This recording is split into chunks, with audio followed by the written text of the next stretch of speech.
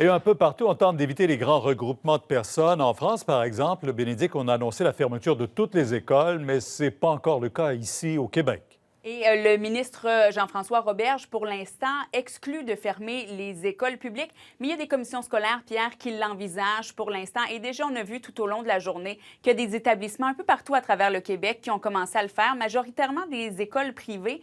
Mais il y a aussi des écoles publiques qui commencent à fermer de manière préventive pour éviter justement le coronavirus. On ferme au moins pour vendredi, le temps peut-être de faire le point sur la situation. D'ailleurs, des établissements qui demandent aux jeunes, dans certains cas, de partir avec tous leurs effets personnels, tout leur matériel scolaire pour être prêts à suivre des cours à distance jusqu'à pour une durée indéterminée. Ce qu'on dit, si vous voulez la liste complète, le tvanouvelle.ca, vous allez avoir une bonne idée de ces écoles qui sont fermées. Et il y a même des étudiants universitaires qui font la demande, Pierre, pour avoir des cours en ligne. Il y a une pétition qui a été partie, entre autres, par des étudiants de Concordia, veulent pouvoir avoir leurs cours, mais en ligne, plus avoir à se rendre à l'école. Et se pose la question, pourquoi est-ce que ça n'a pas été, justement, annulé? Parce que du côté de l'Ontario, on a annoncé que toutes les écoles secondaires, primaires, sont fermées du côté de l'Ontario. On parle jusqu'au 6 avril. La semaine prochaine, c'est une semaine de relâche, mais ensuite, 2 autres semaines, ce sera fermé du côté de l'Ontario.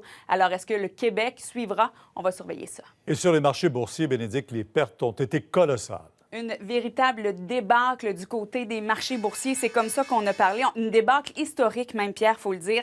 Après l'ouverture, la bourse de New York s'est effondrée. Pire séance depuis 1987 pour le Dow Jones qui a perdu 10 %. C'est la 5e plus lourde chute de l'histoire du Dow Jones.